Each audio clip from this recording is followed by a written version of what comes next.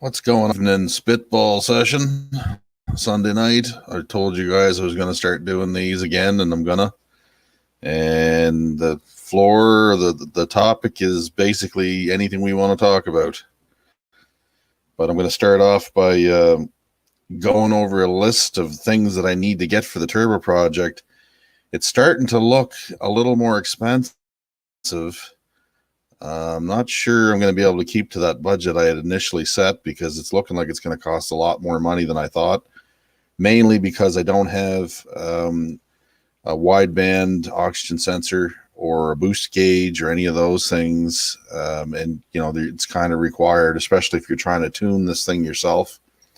But it's not fuel injected, it's blow through, so I don't have the ability to use something like Mega Squirt or anything like that to tune the thing. So it's going to be a lambda sensor. Here's the short list here, basically. It's not really that short of what I need for this thing. So I'll just go over a couple of the items. Turn on my light so I can see what the heck I'm trying to look at here. Okay, Nitrophil Floats. You need those because the brass floats will crush, apparently. It might not be an issue with 6 pounds. Which is where my target to PSI is to start. But on higher boost levels, those brass floats in there, they'll crush. So the Nitrophil floats for the front float with the jet extensions and the rear float, $70 Canadian. Holley Jet Kit, I needed that anyway because you need to get quite a few jet combinations going in order to richen things up so you don't send the rods through the bottom of the pan, which is what I'm trying to avoid. $90. The cheapest wideband I could find was a Summit version wideband with a single oxygen or lambda sensor in it, $225. Now I have another option with the blow-through carburetor. They say that you're supposed to mill the choke horn off in order to get more airflow into the thing.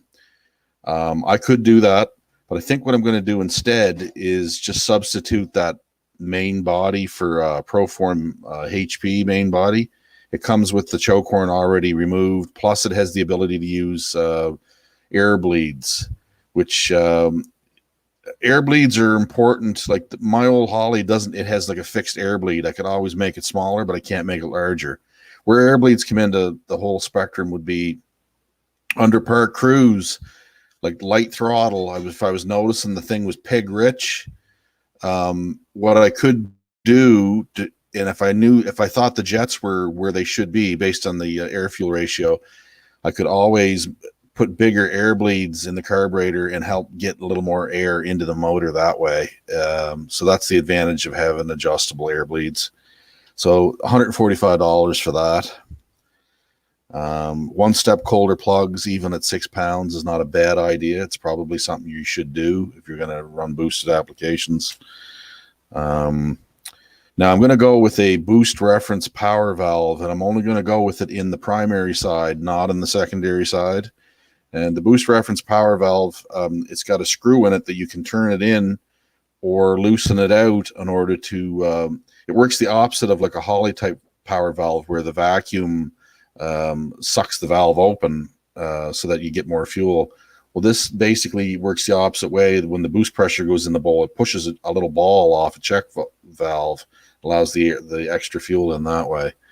So that apparently is a easier way to tune a blow through, especially at part throttle. See, what tends to happen apparently is that you get the jets sort of right, so you're okay down below and you're okay at wide open throttle. But when you're in the middle of the range, let's say, I don't know, 10 inches of vacuum or something like that, like part throttle, the thing will go pig rich on you, is what happens a lot of the time because you're in that transition period and the regular Holley power valves don't know what to do.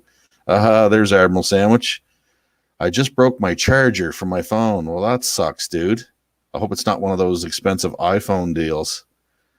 But anyway, so boost reference power valve. You can get them on eBay. They're about $90.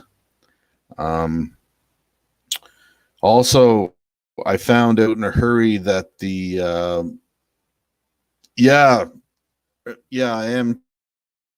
am turbo in the Ranger. Yeah, I've got a 66 mil precision turbo. I'm going to do just a single turbo setup on it. Low boost because the engine's already fairly hot, like compression wise. So I found out that those V-band clamps, I don't know if you guys have ever used those in your exhaust system, but they're not the cheapest thing in the world. The cheapest ones I could find were on Summit Racing, and they were still, for the 2.5-inch pipe, they were still like $30 a piece.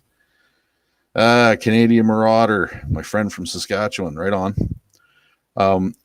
Yeah, so they're not the cheapest thing in the world, those friggin' V-band clamps. So there is another option. I could take, you know, the clamps that you put, basically you butt weld the exhaust together, and it's like a band clamp that goes over it with 2 bolts. That's a way I could do this and still have it removable. I want to be able to take off the entire hot side, as well as when I take the exhaust out of the back of the turbo and go down under the truck, I plan on teeing it off or V'ing it off to 2.5-inch pipes with mufflers. I want to be able to take that section off from right where it goes under the truck to the back so that I can get my transmission out whenever I have to change a clutch. Otherwise, it's like zolls all the time, and that can get expensive. So I only want to do this once. Just finished turbo in my Crown Vic, 351 Windsor, Flowtech heads, Lunetti cam, stock bottom end, wastegate spring, 7 PSI. It's pretty fun. I bet it is. Right on. Well, listen, if you got any tips for me, man, I'm all for it. I've never turboed a V8 before, so I know what to do, but the tuning's going to be the hard thing. I've got Flowtech heads on my Ranger as well. So I bet you it hauls pretty good at 7 pounds. It's half an atmosphere, so it should be, you should get about 50% at least more power. Crown Vic, yeah, it's a little heavier vehicle. How's the traction with something like that? You're probably spinning, I'm guessing, a little bit. But anyway, so yeah, the exhaust pieces are going to be a little bit more. Now, I didn't have to go with such an expensive turbo, but I mean, how can you pass up a deal like that, boys? You get a $2,000 turbo for $650. It's just, I couldn't pass that up. I mean, yes, I could have got an eBay turbo, and there's nothing wrong with that route, and it would have saved me probably $300 or $400, but I don't know. I think I got the right turbo for what I'm doing.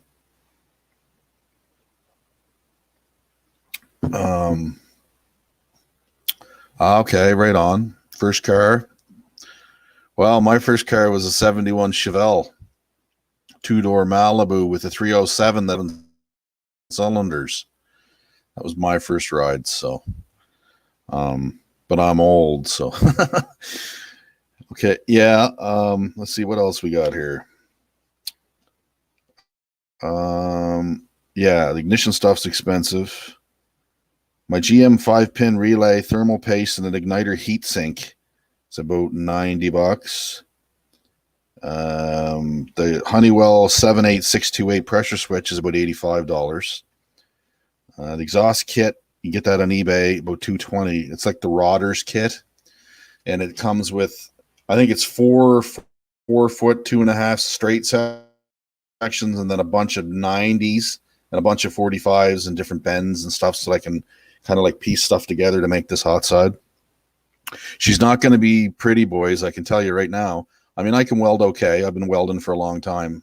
I took welding school for a year and stuff like that, but it's not going to be super pretty, this exhaust. It's going to be do-it-yourself, dirt cheap with a lot of header wrap, because it's going to look like Ray Charles welded it with his feet, no doubt, right? But anyway, we'll see how it goes.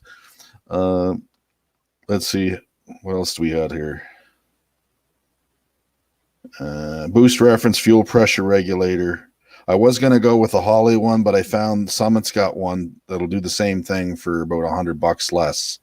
So that's $115. I went with the cheap eBay turbo. I should have gotten a smaller turbo for better boost response. I'm still making boost at around 2,500 to 3,000 at 5,500. Yeah, that's a pretty good rate right there. See, the problem with my truck is it's so bloody light that I don't want the boost to kick in too quick. So what I'm planning is I'm going to make a longer compressor side pipe. So I'm going to plan on running it under the truck, the compressor pipe, and make it so that the cold air can still hit it, even though there won't be an intercooler in there right away, like an air to air. I'll still have a longer charge pipe, and that might delay some of the boost coming on all at once, right? Because with the Ranger, it's just traction's the deal, man. That's the maker breaker right there. Because with what I got now, she'll break the tires loose just about any way I want, any gear pretty near. Let's see here. Yeah, so the 6AN hose fittings that go from the fuel pressure regulator over to the fuel system, they're quite expensive. They're not giving that stuff away either, boys. So, but $180 for all them deals. Also, my engine's got a stock OEM style Ford balancer. You know, the ones like it's a 4-bolt with the rubber ring, inertia ring inside. It's in good shape, but you really it could stand an upgrade. I can get a Summit brand SFI one for about $200. It's probably worth spending that money on that. Bad things happen, boys, when balancers come off or fly off. If you don't catch it right away, you can send the crank right through the motor. Like it'll just come undone, right? No balance, the balance will go out of whack. But stuff like that. And then I got a 60mm wastegate. I got a big wastegate because I don't plan on a lot of boost. So I'm hoping that the bigger wastegate will help keep it from boost creeping. So if I put like a 5-pound spring in there, I'll get around 5 pounds, or I don't know how that's going to work. Maybe you can tell me what the deal is with that. But anyway, I'll have to play around with that. I could use a manual boost gauge or manual boost button, you know, those ones where you roll it and it rolls more of a leak, or you close it and it closes the leak to the wastegate to let more or less pounds. If I go much higher than that, boys, I'm going to have to step up the fuel because 91 octane's all we can get here. Now, I could go with some race gas, like concentrate that you add in with the pump fuel. 2 ounces per gallon would add it, bring it from 91 to 96 octane. Excuse me. So that's another option. But pump gas and turbos don't mix unless you got a really good tune.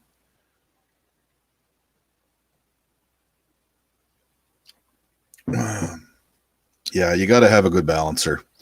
And not to say that the stock OEM one, like I've spun that engine to 6,400 RPM so far. And it's fine. Like I've got a really good valve train in my motor, right? You know, I've got some good quality stuff in there. So it's not going to be an issue up there. It's just, you know, a good harmonic balancer. And also, if you're going to spin a lot of RPM, it's probably a good idea to have some additional shielding on your clutch. I don't know if you guys have ever experienced a flywheel or a clutch explosion, but they can be quite nasty. I've heard tell of a few guys that the clutch and flywheel actually came up through the floor and tore the steering wheel off, or went up through the top of the dash. Like it's an unbelievable amount of force, right? So having some protection there. But the great thing about a boosted motor is I'm not going to have to rip the guts out of it to get the power out.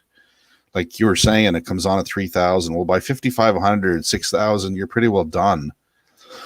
You know, like it should be, you should be rocking and rolling by then if your gearing's all right. And, you know, I plan on passing, like if you go through the quarter mile in 4th gear, I don't plan on shifting into 5th. So if I can keep it below 6,500 in 4th gear with my gearing, then it'll be fine, right? Traction's going to be the deal though, boys.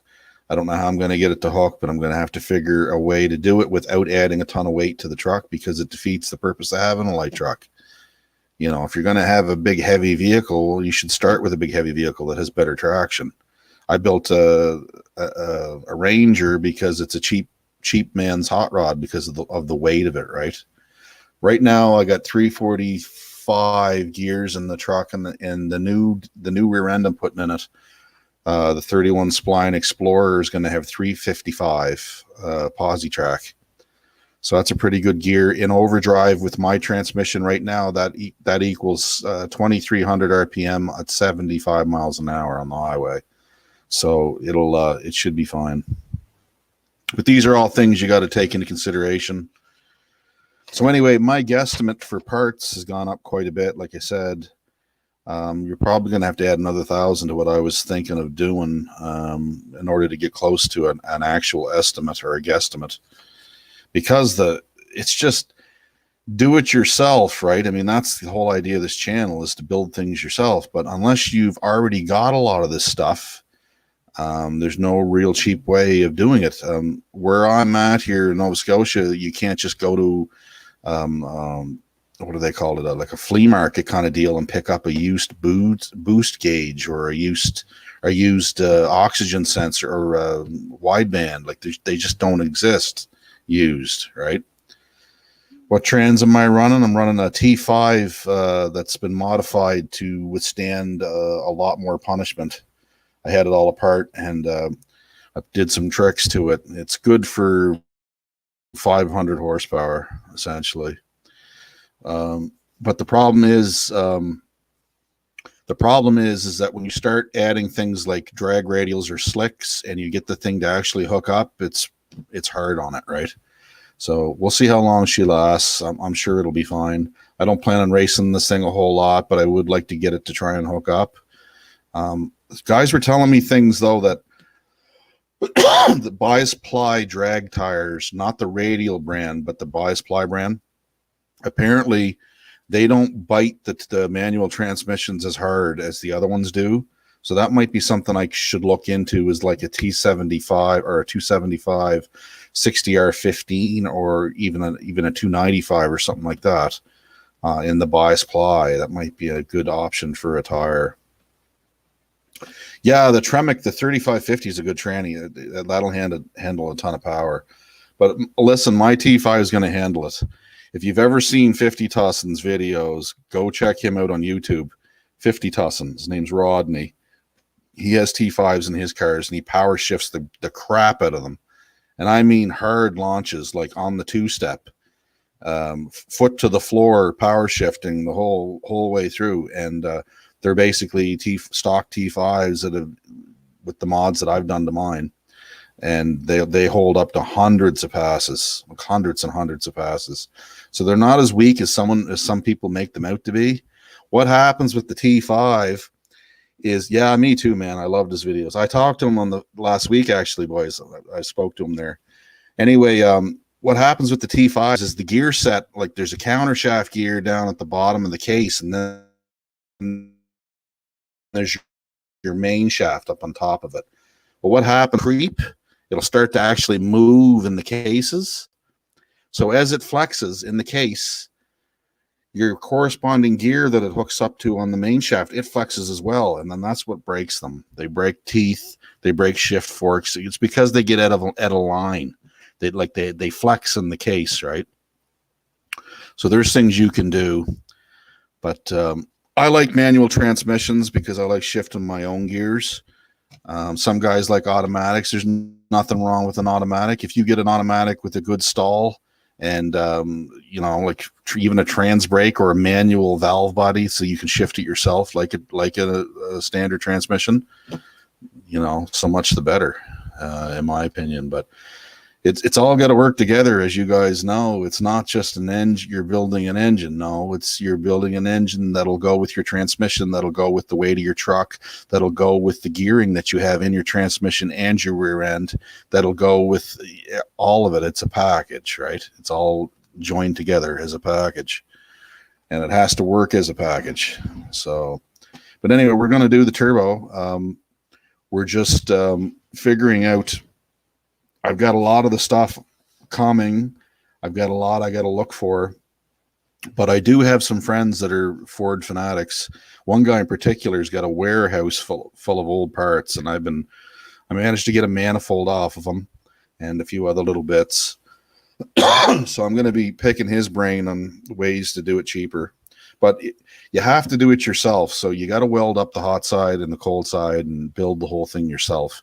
Because if you're paying somebody $100 an hour or whatever it is, that's what the shop rates are up here in Canada. I don't know about the US, but it adds up in a hurry. I mean, you can spend 25, 30 hours on a turbo install, easily if you're making it. Again, when you've got stuff like Fox bodies, or you've got other vehicles where they make a purpose-built turbo kit for that vehicle, then that's cool. I mean, by all means, use that kit or copy it. But with the Ranger, there isn't anything, right? You're not even supposed to have a V8 in there, let alone a turbo or supercharger or anything else. So it's all going to be custom built, custom made. But anyway, that's all the fun of it. And it doesn't really matter if I screw up a weld and I lose a bunch of pipe or whatever. Whatever. Just throw it in the trash and start over, right? It's not that big a deal. We'll figure out how to get her done. So anyway, I'm glad to see that I'm not the only person that is thinking about forced induction. And it was inevitable that we went that way anyway. I mean, the great thing I like about turbocharging is the fact that when you're not really squirting on it, the motor just acts like a regular NA engine. It doesn't, you're not beating the bejesus out of it. It's just a normal engine. Some people were even telling me that a properly set up one, you can even gain a little bit of economy out of it. Like when you're cruising on the highway, you can pick up a mile or two per gallon, which, I don't really drive it a lot on the highway. It's usually just for ripping around town, but I think that's like a supercharger here in Canada is out of the price range, because the cheapest one I could find was $5,500 delivered, and it needed a whole bunch of other stuff to go with it. So you could creep up to $7,000-8,000 in a hurry. Turbo, well, you get a smoking deal like I did, and you start with basically all you need is a hot side and a cold side. So if you can make that stuff yourself, that's why I picked that welder up yesterday. Figure out a way to weld it up with that, or I'll use that other miller I have access to. There you go, right? Then it's basically tuning after that, and blow through is even cheaper to tune because you don't need all this fancy stuff to do it. You basically need a good wideband and a jet kit and some patience. You'll figure out what it needs, right? And if those of you that are wanting to figure out how to do the carburetor, the blow through, there's a site I'm using called Hanger 18. It's on the internet, and they've got step-by-step on how to change a regular NA Holley double pumper style carb over to a blow through. And it's not as hard as you would think. It's actually fairly simple. It's fairly straightforward, but you do need a couple of, I just got like a cheapo welder, like it's a Mastercraft flux core, so I don't need gas. It's basically the equivalent of Harbor Freight for you guys in the States. And I think Admiral Sandwich called it his 9,000 burn your shed down Harbor Freight welder, which I got a bit of a chuckle out of that.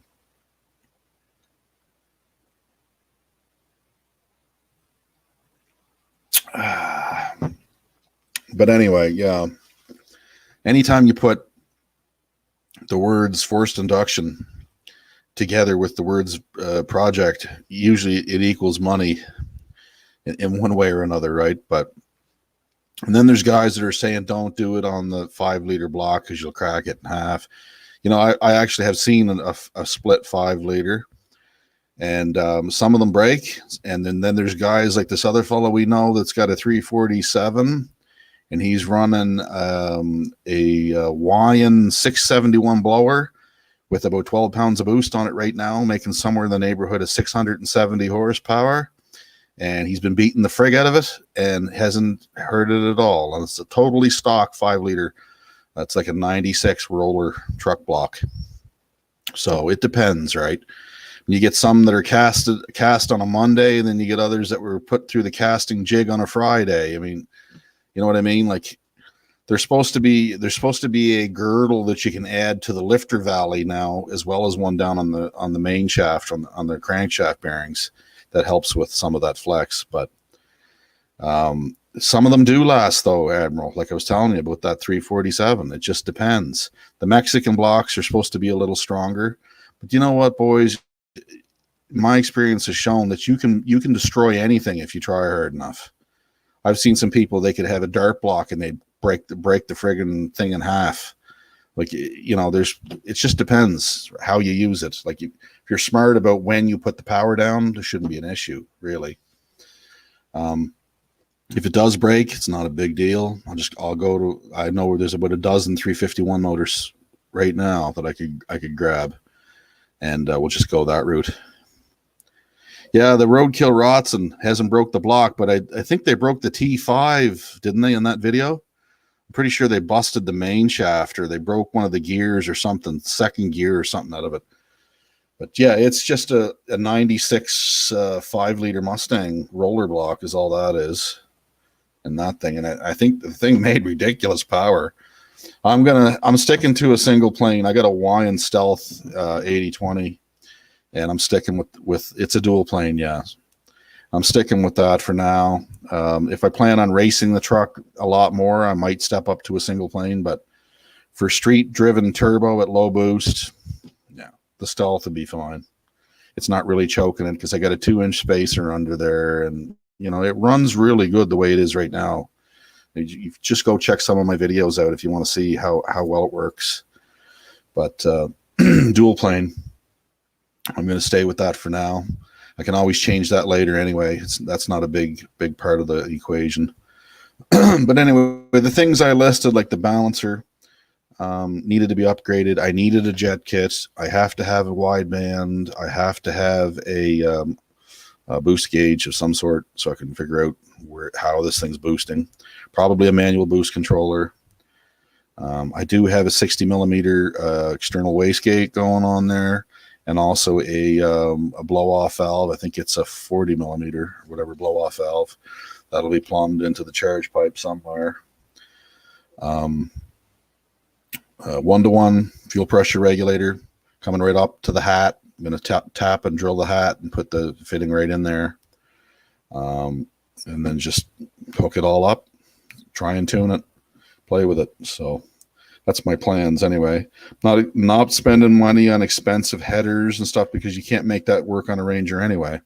So all I'm doing for the driver's side is I'm putting a cast iron manifold that I'm going to port out to fit the head better.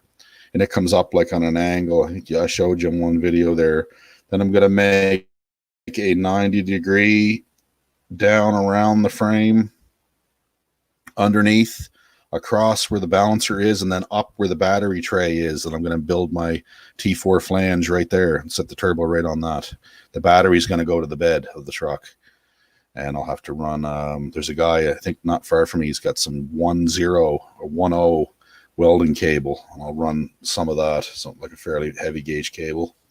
Probably put a battery shut off on the tailgate too. Wouldn't be a bad idea. I think if you're going to run it at the track, you have to have a shut off of some sort and also a drive shaft safety loop anyway. So those things will be put on there automatically. Now, as far as clutches go, I'm just running an organic in it right now. Seems to be fine. I don't plan on going to anything more aggressive than that. Rodney actually was telling me something interesting. On his setup that he has in the LTD right now, it's just like a Vallejo style clutch you can get on eBay. They're dirt cheap. It's an organic 10.5-inch or 11-inch clutch plate and clutch and pressure plate, and it's dirt cheap. I think it's like, it was $160 or something for the pair of them. Plus comes with a throwout bearing, alignment tool, and all that. And that's all he's running. And I mean, you guys see how hard he beats those things. Hey, mechanics, what's up, man? Yeah, thanks a lot. We passed the 1,000 mark the other day, boys. That's very cool. Yeah, McLeod street strip. Yeah, McLeods are good. I don't have any money for that type of thing right now, though. They're pretty expensive setups, those things, but they do work. I've heard other people running that stuff. They have good hydraulic slave cylinders and that sort of thing too. But all I did for my truck for a slave was I used the stock factory Ford Master, and then I welded or brazed a fitting onto the end of it to adapt it to a 3AN line. And then I put it under the truck to an 81 Datsun or Nissan 280ZX slave cylinder. And I use that to control the clutch, and it works beautifully. I get lots of pressure, got a good clutch feel, and it's a hydraulic setup. I don't use cables or anything because there was no room under the Ranger for a cable and a quadrant like you would on a Mustang. So the hydraulic is the way to go, in my opinion. It's just so smooth. It's even better than the wife's Accord. The clutch she's got on that, the pedal feel. Seems to work pretty good. And if the slave ever blew up or whatever, I can just go down to Napa and pick up another one. They're like $25 or something like that. But the whole pedal assembly had to be mismatched with Crown Vic brake pedal assembly and Mustang pedal assembly. Yeah, sometimes you got to do that. You got to make a bastard child and cram two of them together. I was lucky because this truck already had the stock factory clutch pedal set up because it was a manual truck when it was in its 4-cylinder form. So all that stuff was still there, that we'd just taken the pedal and zip tied it up to the firewall to get it out of the way when I was running the AOD in it.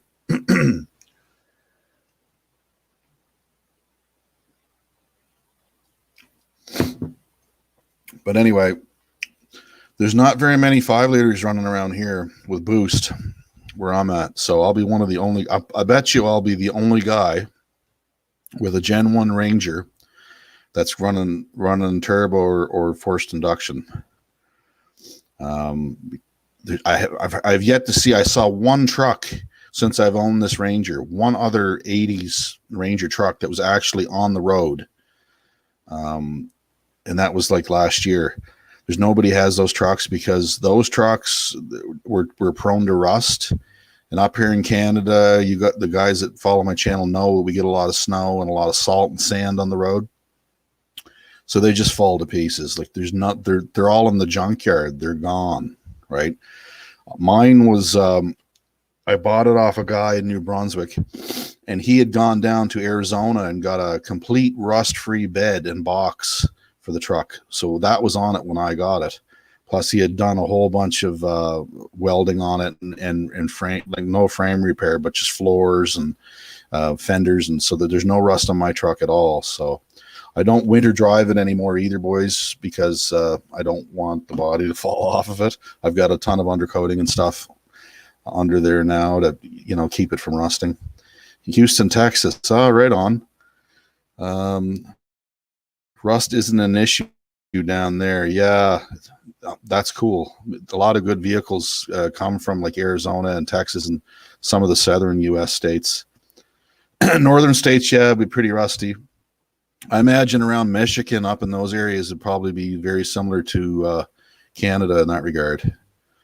But you get guys though, like there's a fellow there. I think he's from out Saskatchewan way, right where you are, Marauder.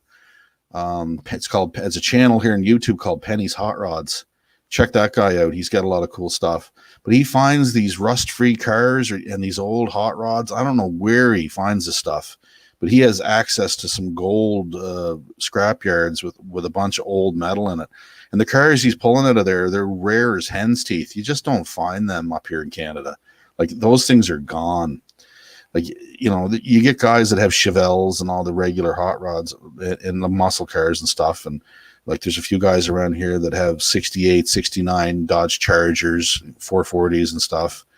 There's a few guys with Road Runners. Like the odd time you'll see a Cuda. I think there's a fella that has a 71 Cuda not far from here. But they're all restored cars, right? There's won't like drive down the road here and then look in a field and see like anything that's relatively cool, that's desirable. You'll never see one. Not to say that there isn't people that like would have a burn or something. Maybe there might be something tucked away in the back of that, or it's still possible. But yeah, Penny's Hot Rods, Marauder. I think he's it's either Manitoba or Saskatchewan, but something tells me it's in Saskatchewan. They're on YouTube. He's a cool guy. I've talked to him a few times, and he's got a bunch of really cool cars. He had a 58 or 55 Pontiac there that's got a 327 4-speed in it, and it kind of, he's got a mailbox hood scoop on it. It kind of looks like the car from Two-Lane Blacktop. But it's a Pontiac, not a Chev. But it's still a really cool car. Manitoba Mechanics is saying MB. I think that's what he's saying. Yeah, but he's a cool fellow. Check out his stuff.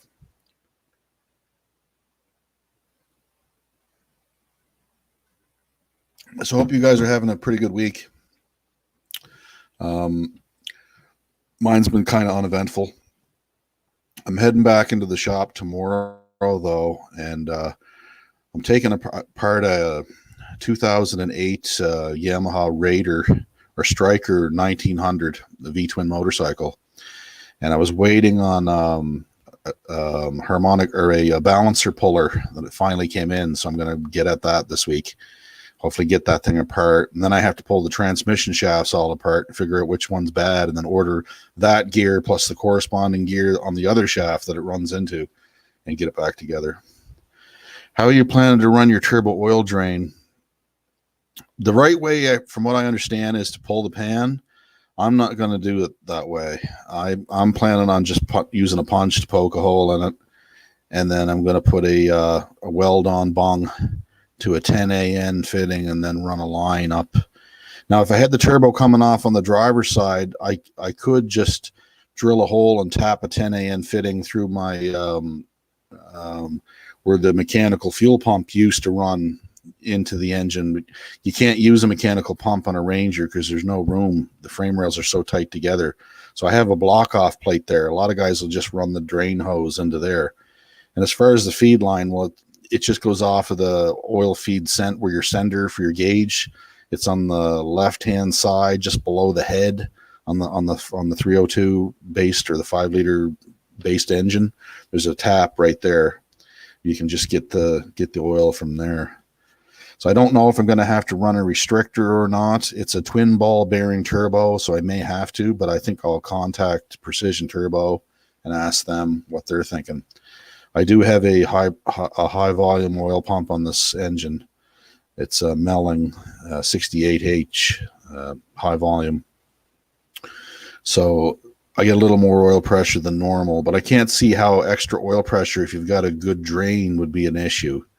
It shouldn't smoke or like run oil back into the turbo past the seal or anything like that. Is because if you got the main thing is you got to clock it so that the drain and the feed are right up, like straight up, like not cocked over one way or the other. My understanding is they got to be right up, you know what I mean? Like up and down.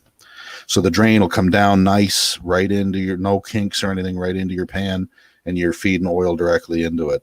And that should serve, help the purpose of it. And another thing I read too is it's a good idea to put some sort of an air filter over the compressor wheel rather than just letting it run to atmosphere. Because believe it or not, going down the road at 50 miles an hour, you're pulling in a fair amount of junk that could wear it out prematurely. It probably wouldn't be a bad idea to put some sort of filter on there. But anyway, yeah, JB, if I don't get this fitting on, that great. If it doesn't weld up good, I'll just smear a bunch of friggin' JB weld on it.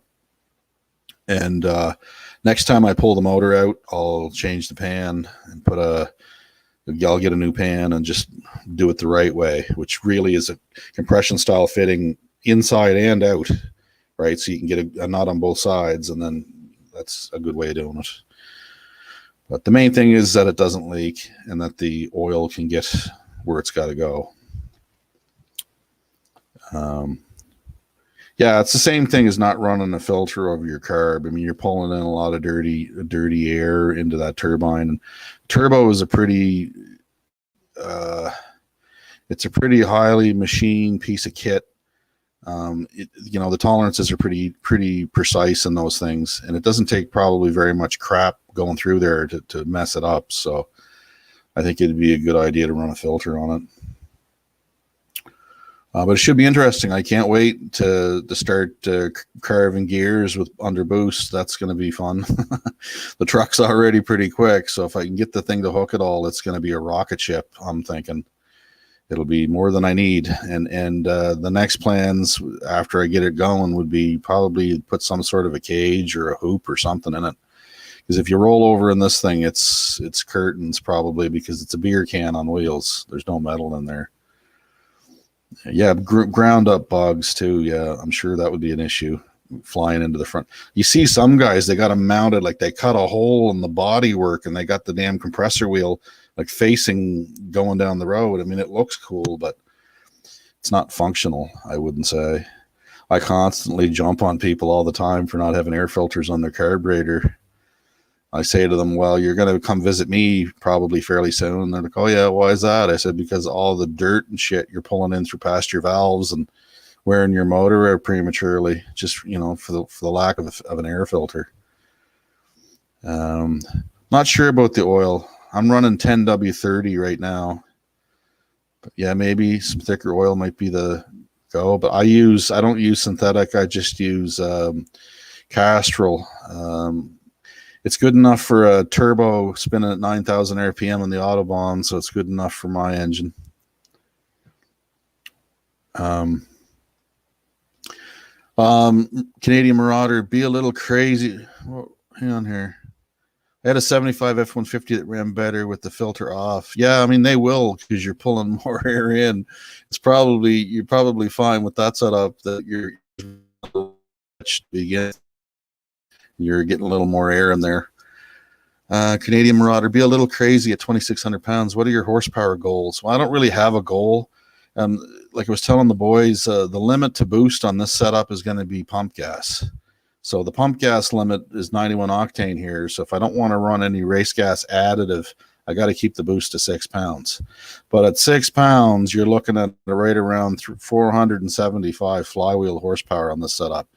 If that won't move me, then I better go on a diet, or I don't know what else to do. But I think that should be more than adequate for what I'm trying to do with it. I use Valvoline conventional.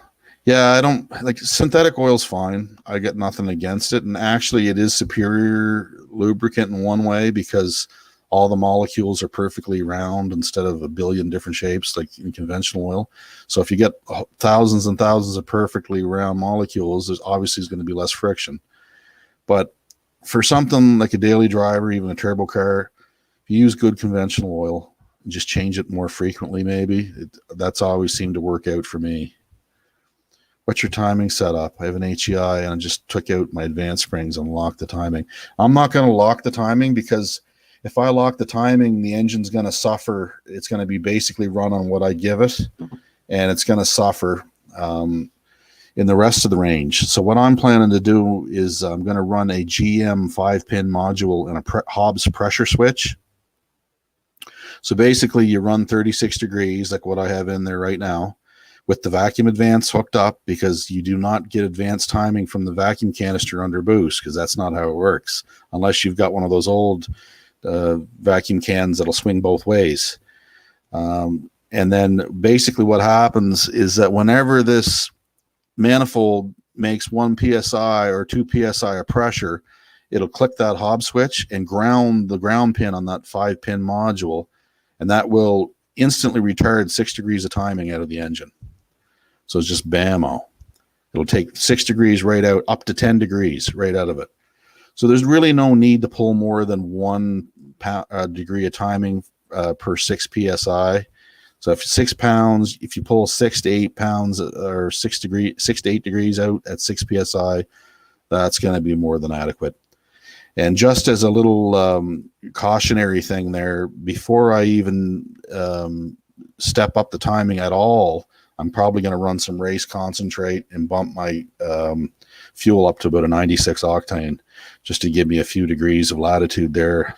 I don't want to blow anything up till I get the tune right where it should be, and I get the air fuel mixtures where they got to be. I'm going to start off by running it richer than it needs to be, and then just gradually lean it out as I get more closer to the tune. But I mean, yeah, 36. There's lots of guys that run superchargers with like 36 degrees, and then they use like a digital box, like a boost timing master from MSD or something to basically subtract timing out. They lock their distributor at, like you said, at whatever amount of degrees, and then they subtract timing out of it with the digital method to get where they need to be. But yeah, 475 horsepower with zero traction equals lots of fun. Yeah, I'm hoping to get a little more than zero would be the goal. But yeah, it should be a hoot to drive the thing. But I mean, really, I was smiling driving it the way it is, so this is going to make it way more better.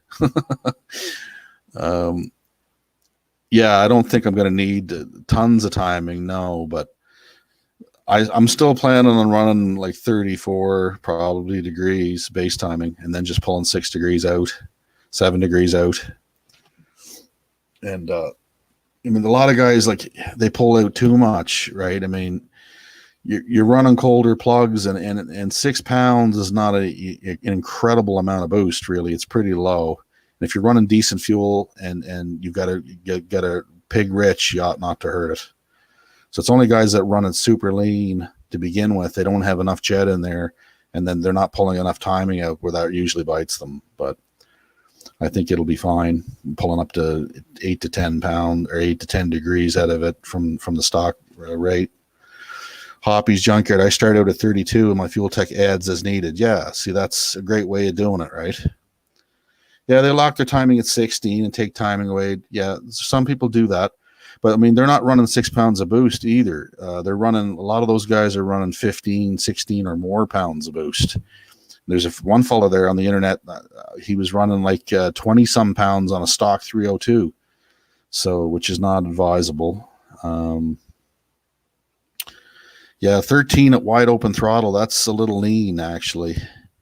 You at wide open throttle, you want somewhere probably about 11.5 to 12 something. 13 seems to be a little lean at wide open. But I mean, look at your plugs too, because they may tell you another story. I wouldn't just trust the wideband. I think I'd take that plus what the plugs look like as my my reference. I don't think I stand any chance of blowing it up or anything like that, but take the plugs and the wideband measurement and see what they look like. 28 on my 2.3. Yeah, and your truck goes like a scalded dog. Yeah, you guys check out Hoppy's Junkyard Rally channel. He's got a cool little Ranger, man, with a 2.3 boosted application in there, and the thing's a hoot.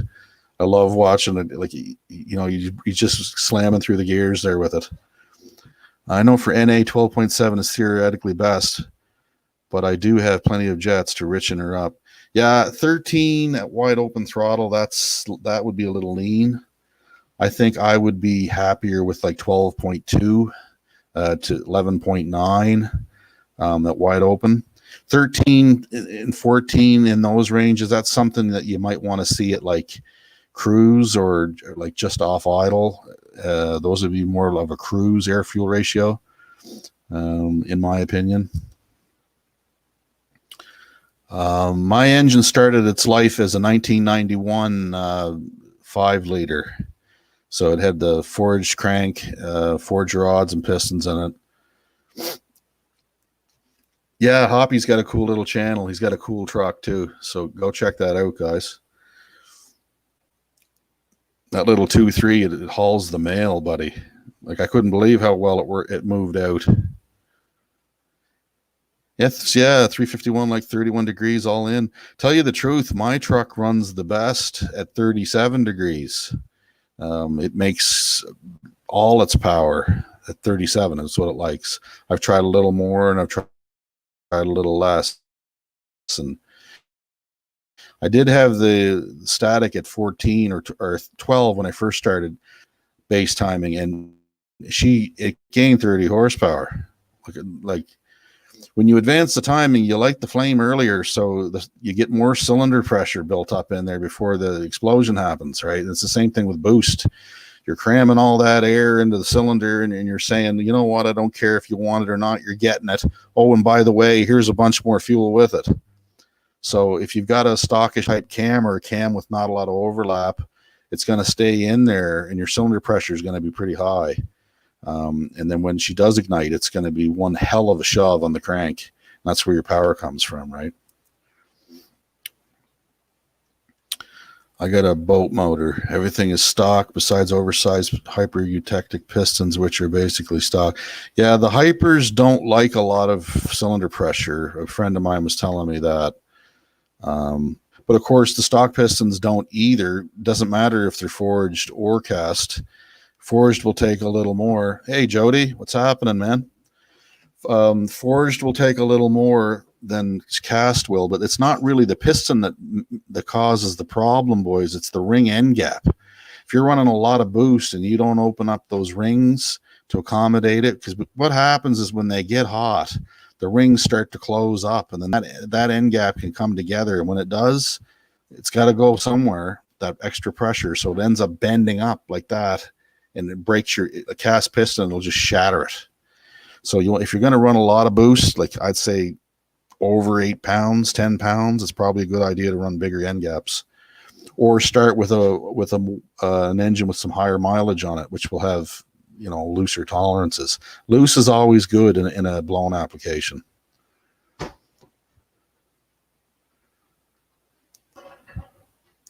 Once that ring touches, you're in deep doo-doo. Yes, indeed you are, sir.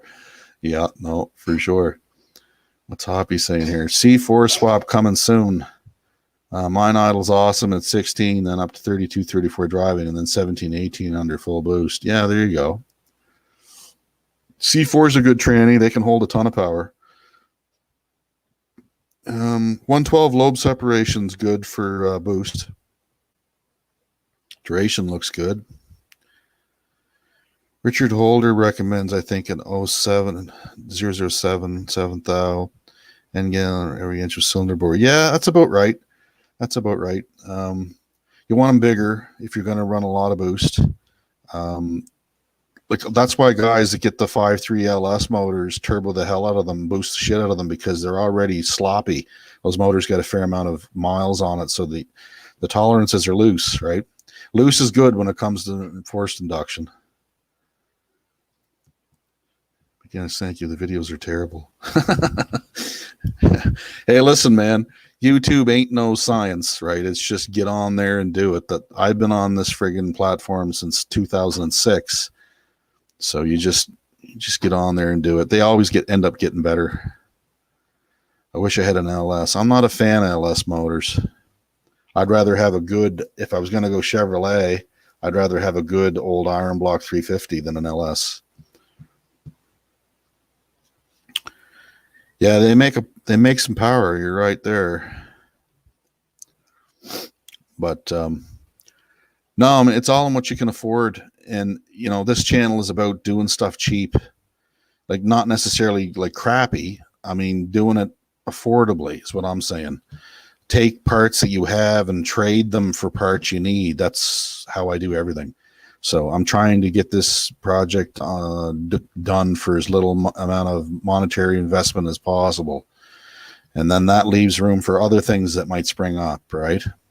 And I still got to get some paint on the truck at some point. And I got to, that 8.8 rear end has to go in first. It's because the transmission's been beefed up. The motor's working really well, and I'll have a good rear end in it. So what comes after that? Boost, right?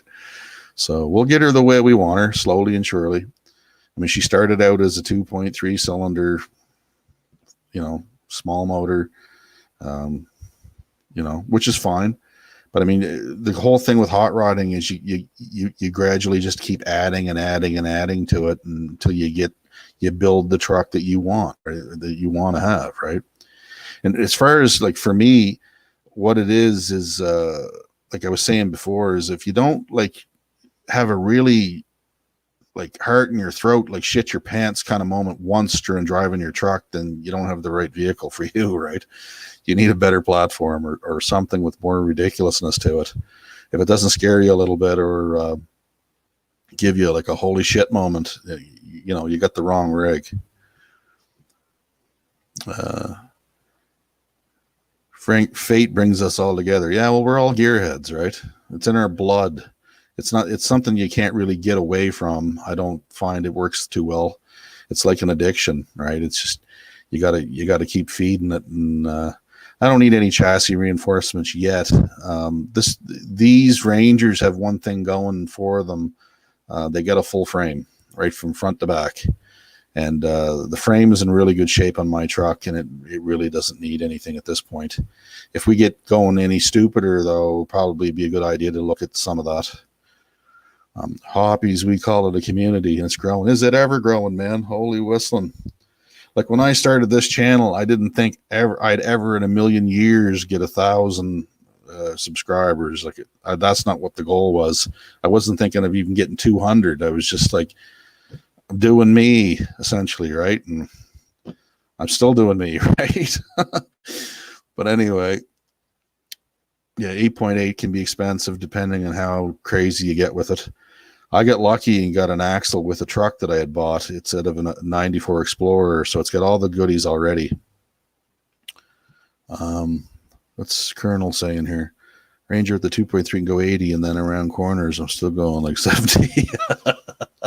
That's the beautiful part about them, man, is they're so light that, you know, like they once you get them rolling, they stay rolling, right? I don't know if I'll dyno it or not. You know what? The number really doesn't matter to me too much. I did have the Flotex on the flow bench when I ported them there, and the numbers, I did the math on it, and the numbers say they'll support 500 horsepower, my heads. So the block splits around that area, around that range, supposedly anyway. So the heads I have on the truck right now are more than this motor can handle. Like they'll be great for boost. They're going to love boost, actually. So I think the Flotex for the money are pretty good from what I've seen so far. Now, I didn't just run them out of the box. I took them all apart. I ported them. You can see those videos on my channel if you're interested in that. And I also did some seat cutting and rearrangement of the valve gear and put some better valve train components in them. I didn't just run them right out of the box. Caltrax, good for leaf spring suspension. Yeah, I'm planning on doing that, Hoppy, because so far it doesn't have like a lot of hop, but it may with this other rear end, and especially with the boost. So we're going to have to figure something out there. The big problem with the mini trucks, and this stands for the S10 too, is the weight transfer. Cars, it's a little easier to get the weight to come back for some reason to the back of the chassis. But with a truck, you got nothing basically behind the back window. It's just a bed. It's light as hell back there. So you have to figure out a way to get the front end to have enough travel to come up to put the weight at the rear so that the tires will get a better bite, right? Yeah, I've seen some of Richard's stuff on the internet there, 5 liters. He's got a lot of pretty good info on there, yeah. Yeah, it's miles per gallon, right? Like, I don't really care what the paperwork says on the dyno. Like, if it says I got 800 horsepower or whatever, not that I would anyway, but it just doesn't matter to me. It just really doesn't. I've seen a few cars that dynoed out really big power, and then they put them in the platform they're using, and they run like a dog. They're terrible. And so it doesn't really matter. To me, it's what it does when it's in the vehicle. That, you know, where the rubber meets the road, right? But I guess when you're building something like this, you shouldn't really be too worried about miles per gallon anyway. It's like Hoppy said, it's miles per gallon, right? That's kind of where we're going with it, but it's going to be fun. It's going to be cool. We're probably going to break some shit, but that's part of it, right? That's hot rodding in its essence. Think about where hot rodding came from, boys. Hot rodding came from a bunch of poor people, men and women too, because there are girls that do this, but men mostly, that took something that nobody wanted, i.e. cars and trucks that weren't popular, and made it their own and made it into something cool with a bunch of parts that they got from somebody and hopped it up and made it into their own individual it's almost like a painter painting on a blank canvas, and at the end of it, it's a picture. It's the same thing with hot rodding, right? I think the real coolness in hot rodding isn't all the billet shiny stuff. It's the shit that you think of and put together on your own at home, and for no money. That's, to me, is what it's all about. Yeah, once you put a cam in an 8-cylinder, any engine really, and you expect good gas mileage, you're crazy. But that being said, my mileage isn't terrible. I was getting, for a short period there, 17 miles to the gallon on the highway with my truck last year, which is pretty good for a double pumper. But yeah, that's kind of where it's at with that. I mean, you see all these videos on the internet about how they got the crazy stuff and it's like super expensive billet this, and they got, like, I like watching those Engine Master videos and like those ones with what's the dude that has like 800 pens in his pocket there? You know, the horsepower TV, or it used to be, or whatever it is. Like, I like watching those videos, but I'll tell you something. The average guy, working man, can't afford half the shit they have on that show. You know, like they're pulling out like, oh, for a little bit of money. Yeah. But then you look at the parts list for the little bit of money, and it's like 8, 9, 10 grand in parts for that episode, just for that engine. So, I mean, I can't afford something like that. That's why I started with a light platform to begin with. Lighter truck, you'd probably get better gas mileage. Yeah. I don't care if I do or if I don't, really. You're right, though. It probably will be. I'm going to check it out and do the math and just figure out what it ends up being. But, to me, it's about like the affordable part of it, right? Like doing it and then figuring it out, right? Hoppy, you know all about that. You took your truck and you made it cool. You know, you put your own turbo kit together, and yeah, brake stuff just means upgrades. Exactly. You don't get too worried about it. Just, whatever. You know, it broke. I'll go figure something else out that won't break and that I can afford, or maybe buddy has something like that at the junkyard that I can modify and make it into something else. Horsepower TVs from like 2000s. Yeah. Are you spending on taking off your tailgate for better fuel economy? No, I haven't actually, but I did hear that a tonneau cover, you guys know what those are. They lay over the bed. That does increase mileage, apparently. It has something to do with wind resistance or whatever it is. It's the airstream coming off the back of the truck or whatever that is, but I haven't experimented with that. But see, I still want to be able to use this truck in order to put things in the bed, like dirt bikes and motorcycles and ATVs and stuff. So I don't want to put a whole bunch of stuff in the bed. If I end up putting a fuel cell in it, it'll be under the bed, and I'll have to build my own hose, maybe a trap door that you flip up in the bed to put the fuel in it or whatever. But I want to keep the bed relatively free of debris, of hot rodding stuff. And I could always put the turbo in there, right? Like, those guys do it. I've seen it on the internet, but I would do it the way. Yeah, how dare you? I want to do it the way that makes sense to me, I guess.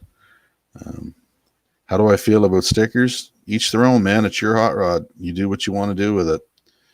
I don't typically like tons of them, but that being said, the whole steel roof in my truck is filled with speed part stickers.